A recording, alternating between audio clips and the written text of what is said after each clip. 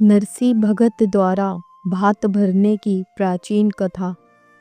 बहुत समय पहले गुजरात के जूनागढ़ नगर में, जहां गिरनार पर्वत अपने धवल शिखरों के साथ आकाश को स्पर्श करता मालूम पड़ता था, वहीं एक सामान्य से घर में जन्मे थे नरसी, जिन्हें आगे चलकर संसार नरसी भगत के नाम से जानने लगा। उनके घर में अधिक धन दौलत नहीं थी, परंतु संस्कार, सरलता और करुणा की कोई कमी ना थी। बचपन से ही नरसी का मन संसारिक खेल कूद में कम लगता था। जहां दूसरे बालक पतंग उड़ाने, गुलेल चलाने और नदियों में छलांग लगाने में आनंद ढूंढते थे, वहीं बालक नरसी मंदिरों की घंटियों की ध्वनि में खो जाते थे। उनकी आंखें तब चमक उठती थीं जब कोई साधु कृष्ण भक्ति का गीत गाता था। उनके कान बांसुरी की धुन पर ऐसे झूम उठते जैसे किसी ने भीतर छिपे किसी अदृश्य तार को छेड़ दिया हो। और जब महाप्रसाद के लिए भजन होता तो नरसी उसकी गहराई में डूब जाते, जैसे जन्म जन्मांतर से उन्हें यही संसार प्रिय रहा हो। कहा जाता है कि कई बार उन्हें अकेले ही गलियों में नाचते देखा गया, कभी धीमे सुरों में, कभी जोश भरी तालियों में, परंतु उनके चेहरे पर ऐसा प्रकाश होता जिसे कोई भी साधारण व्यक्ति देखकर समझ नहीं सकता था। लोगों ने कभी कभी उन्हें निर्जन स्थानों पर बैठे देखा, मानो सामने कोई अदृश्य आकृति खड़ी हो और नरसी उससे बातें कर रहे हों। कुछ लोग इसे पागलपन समझते, जबकि कुछ इसे दिव्य संकेत मानते। नरसी 5 वर्ष के थे जब उनके पिता का देहांत हो गया। घर पर विपत्ति आ पड़ी। परिवार में आय का कोई साधन नहीं था, परंतु नरसी की माँ ने बेटे के कोमल मन में कोई बोझ नहीं डाला। वह निरंतर कहती, बेटा, यदि मन में भगवान हो तो जीवन की कोई राह कठिन नहीं। नरसी यह सुनकर चुपचाप माँ के पास बैठ जाते और आंखें बंद कर लेते। उनकी सांसें धीमी होती, चेहरा शांत और मानो कमरे में फैली हवा भी भक्ति से भर जाती। एक दिन की बात है, नरसी घर से निकलकर पास के जंगल में चले गए। उस समय जंगल में एक पगडंडी थी, जिसके दोनों ओर कदम और आम के वृक्ष थे और उन पर बैठे पक्षी मीठे स्वर में गाते रहते थे। नरसी वहीं बैठ गए और आंखें बंद कर लीं। कुछ ही क्षणों में उन्हें लगा कि बांसुरी की एक मधुर ध्वनि कहीं पास ही बज रही है, ऐसी ध्वनि जो उन्होंने पहले कभी नहीं सुनी थी, पर फिर भी वह उन्हें अपनी लग रही थी, जैसे किसी ने उनके अंतर्मन से उसे निकाला हो। उन्होंने धीरे धीरे आंखें खोली। सामने धवल चमक से युक्त एक सुंदर बालक खड़ा था। उसके हाथ में पीली बांसुरी थी, शरीर पर पीतांबर, सिर पर मोरपंख और पैरों में नुपुर।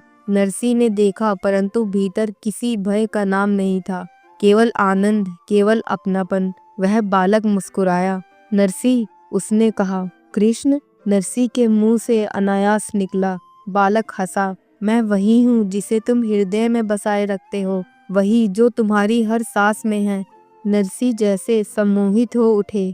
आओ। कृष्ण ने अपना नन्हा हाथ आगे बढ़ाया और नरसी बिना एक पल गवाए उनके पीछे चल दिए। उस दिन नरसी देर तक जंगल में रहे। लोग खोजते रहे, पर जब वह लौटे, उनके चेहरे पर दिव्य चमक थी। उनकी आंखें बोल रही थीं कि आज उनके जीवन में कोई महान परिवर्तन हुआ है, पर वह कुछ बोले नहीं। उन्होंने बस माँ के चरण छुए और बोले, माँ, अब मुझे अपना मार्ग मिल गया है। समय बीतता गया और नरसी युवा हुए। घर की गरीबी कई बार ताना देती, समाज उनकी उपेक्षा करता, पर नरसी के मन की भक्ति किसी तूफान से प्रभावित ना होती।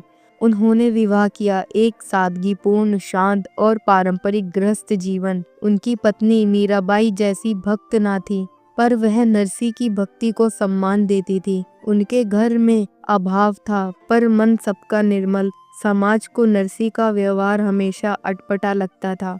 वह व्यापार व्यवहार की छोटी बातों में रुचि नहीं लेते, धन कमाने नहीं जाते और दिन भर गाते नाचते रहते।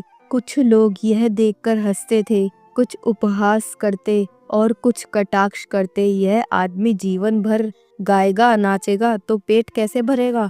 धीरे धीरे परिवार में भी दबाव बढ़ने लगा। घर के बड़े बुजुर्गों को लगता था कि नरसी बहुत ही भोले हैं, दुनियादारी नहीं समझते, पर नरसी का एक ही उत्तर होता, जिसका मैं हूँ वह मेरा भार खुद उठाएगा। लोग इसे मूर्खता मानते, जबकि यह भक्ति थी, वह भी अद्भुत भक्ति।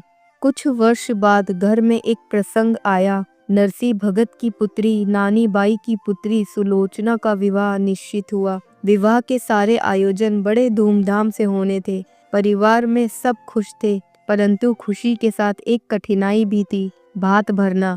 गुजरात की परंपरा में भात का विशेष अर्थ होता है। यह वह समय होता है जब लड़की के मामा या परिवार का कोई प्रमुख सदस्य सगाई या विवाह में लड़की को आशीर्वाद स्वरूप वस्त्र, आभूषण, अनाज, मिठाइयाँ और शुभ उपहार प्रदान करता है। यह सम्मान की बात होती है और भात भरने वाले की प्रतिष्ठा पूरे समाज में कहीं सुनी जाती है। पर समस्या यह थी, नरसी भगत के पास देने के लिए कुछ भी नहीं था। ना सोना, ना चांदी, ना अनाज, ना धन, ना भारी उपहार। पर समाज के लोग, विशेषकर परिवार के कुछ सदस्य, जानते थे कि नरसी का नाम भात भरने वालों की वंश परंपरा में आता है। उन सबको विश्वास था कि भले ही नरसी के पास कुछ ना हो, पर अवसर आने पर उन्हें किसी न किसी प्रकार से धन जुटाना ही पड़ेगा। लेकिन नरसी के पास ना धन था, ना धन जुटाने की सामर्थ्य, और ना ही दुनियादारी का ऐसा ज्ञान कि वह कहीं से ऋण ले ले। उधर विवाह की तिथि नजदीक आती जा रही थी। घर के लोग चिंता में डूबे हुए थे। कुछ लोग तो ताने देने लगे, देखते हैं इस बार नरसी कैसे भात भरता है। पर नरसी शांत थे, पूर्णतया शांत। उन्हें केवल एक ही विश्वास था, मेरा श्याम मेरी लाज अवश्य रखेगा। विवाह के दिन से कुछ दिन पहले भात समारोह होना था। पूरे नगर में इस प्रसंग की चर्चा होने लगी। लोग मजाक उड़ाते, नरसी तो खुद दूसरों से मदद लेकर चल रहा है, वह भात क्या भरेगा, शायद कुछ पुराने कपड़े लाकर रख देगा। अरे, इनके घर में तो चूल्हा भी मुश्किल से जलता है। ये कटु वचन सुनकर नरसी की पत्नी अत्यंत दुखी हो जाती। एक दिन उन्होंने नरसी से कहा, आप भी कुछ कीजिए, लोग हंस रहे हैं, भले ही थोड़ी सी चीज लाकर भात के समय दे दीजिए। नरसी मुस्कुराए, देवी, मैं झूठे दिखावे में विश्वास नहीं करता। मैं कैसे वह दूं जो मेरा अपना ही नहीं, और जो मेरा है वह तो श्याम है, जो देगा वही देगा। पत्नी निरुत्तर हो गई। उन्हें विश्वास था कि उनके पति गलत नहीं सोचेंगे, परंतु समाज का दबाव बहुत भारी था। उधर विवाह वाले घर में भी माहौल बिगड़ने लगा। कुछ रिश्तेदारों ने खुलकर कहना शुरू कर दिया, अगर नरसी भात न भर सके तो ये हमारे कुल की बदनामी होगी। ऐसा ना हो कि लड़के वाले ताना दे कि इनके मामा खाली हाथ आए। नरसी यह सब सुनते, पर भीतर कोई चिंता ना करते, बस शांत होकर मंद मंद मुस्कुरा देते। मन में एक ही वाक्य गूंजता, श्याम, सब तेरे हाथ में है। अंततः वह दिन आया जिसका घर घर में इंतजार था। समारोह के लिए बड़ा मैदान सजाया गया था। रंग बिरंगी पगड़ियों से सजे लोग, सुगंधित पुष्पों से सजे द्वार, और बीच में बैठी कुमारिका, जिसकी आंखों में आशा और थोड़ा सा संकोच था। लोगों की नजरें बार बार उस ओर उठती जहां भात भरने वाले लोगों का स्थान था। सभी देख रहे थे नरसी क्या लेकर आने वाले हैं। नरसी वहां पहुंचे, सफेद सादा धोती, पुराना कुर्ता, हाथ में कुछ भी नहीं। पूरा माहौल एकदम शांत हो गया। लोग फुसफुसाने लगे, देखा, मैंने कहा था, खाली हाथ आया है। अरे, क्या मूर्ख आदमी है, इसके कारण पूरे परिवार की नाक कट जाएगी। पर नरसी ने जैसे यह सब सुना ही नहीं। वह धीमे धीमे आगे बढ़े। सामने कुंवारी बालिका बैठी थी, उसके चरणों के पास दिए जल रहे थे। नरसी ने दोनों हाथ जोड़कर उसे आशीर्वाद दिया और बोले, बेटी, तेरा जीवन मंगलमय हो। श्याम तुझे वह सब दे जो मैं नहीं दे सकता। पूरा वातावरण भारी हो गया। कई लोगों ने सिर हिलाया, अरे, यह भी कोई बात है। पर तभी एक तेज प्रकाश मैदान में फैला। सभी लोग चौंक उठे। संगीत रुक गया। हवा में एक दिव्य सुगंध फैल गई। सबने देखा, एक समूह आया है। सैकड़ों गाड़ियां, उन पर सोना, चांदी, वस्त्र, अनाज, आभूषण, घी, मिठाइयां और अनगिनत उपहार। ऐसे उपहार जो पूरे नगर में शायद किसी ने कभी नहीं देखे थे। गाड़ियों को खींचने वाले लोग एक से एक दिव्य रूप वाले, सुंदर वस्त्र पहने हुए और उनके आचार व्यवहार में अद्भुत गरिमा थी। उनके प्रमुख व्यक्ति ने कहा, हम द्वारिकाधीश श्री कृष्ण के आदेश से आए हैं। नरसिंह भगत ने जो भात भरना था वह प्रभु श्री कृष्ण ने स्वयं भेजा है। पूरा समारोह स्तब्ध, लोग हैरान। कुछ लोगों ने अपने मुंह पर हाथ रख लिया, कुछ रोने लगे, कुछ अपने अपराध बोध में झुक गए। नरसिंह ने आंखें बंद कर ली, होठों पर मधुर मुस्कान आ गई। उन्होंने मन ही मन कहा, श्याम, तूने मेरी लाज रख ली। दिव्य दूतों ने उन सारे उपहारों को भात के स्थल पर सजा दिया।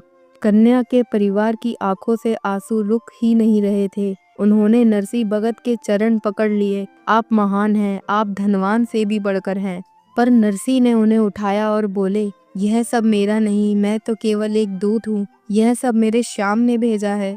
समाज के लोग जो कल तक उनका मजाक उड़ाते थे, आज श्रद्धा से झुकते जा रहे थे। कुछ ने कहा, हम पापी हैं जो ऐसे संत को नहीं पहचान सके। कुछ बोले, हमें क्षमा करे भगत जी, हमने आपका अपमान किया। पर नरसिंह शांत थे। उनका मन किसी द्वेष या क्रोध से रहित था। वह तो केवल प्रेम में डूबा मन था। समारोह अद्भुत चमक धमक के साथ संपन्न हुआ। कन्या को जो उपहार मिले वह राजाओं के उपहारों से भी बढ़कर थे। नगर में चर्चा फैल गई। कहते हैं स्वयं श्री कृष्ण ने नगर में आकर भात भरवाया, और यह चर्चा पूरे क्षेत्र में फैल गई। लोग दूर दूर से नरसिंह भगत को देखने आने लगे। समारोह समाप्त हुआ, लोग घर लौट गए। रात गहराई, नरसिंह अकेले बैठे भगवान का स्मरण कर रहे थे। तभी वही ध्वनि, वही बांसुरी की धुन। नरसिंह उठ खड़े हुए। उन्होंने देखा, श्याम सामने खड़े हैं, मोर मुकुट, पीतांबर, नीलवर्ण और वही अद्भुत मधुर मुस्कान। श्री कृष्ण पास आए और नरसिंह का हाथ थाम कर बोले, नरसिंह, तुमने मेरे प्रति अटल विश्वास रखा, मैं तुम्हें कैसे छोड़ देता। नरसिंह की आंखों से आंसू बहने लगे। श्री कृष्ण ने उनके आंसू पोंछे। भक्ति का मूल्य संसार नहीं समझता नरसिंह, पर मैं समझता हूँ। तुम्हारी लाज मेरी लाज है। और इतना कहकर श्री कृष्ण ने बांसुरी बजानी शुरू की। नरसिंह उस धुन में खो गए। समय ठहर गया। जब उन्होंने फिर आंखें खोली, श्री कृष्ण जा चुके थे, पर बांसुरी की मधुर ध्वनि जैसे अब भी हवा में तैर रही थी। भात का वह चमत्कार नगर के इतिहास में स्वर्ण अक्षरों से लिखा गया। लोग नरसिंह को अब केवल एक भजन गाने वाला पुरुष नहीं, बल्कि भगवान का प्रिय भक्त मानने लगे। जो लोग कल तक उनका उपहास करते थे, आज उनकी शरण में आते। जो लोग कहते थे यह व्यक्ति तो पागल है, आज कहते यह भगवान का दूत है। नरसिंह के घर में अब भी गरीबी थी, क्योंकि उन्हें धन संपत्ति से कोई मोह ना था, परंतु उनके मन की संपत्ति भक्ति की अनंत थी।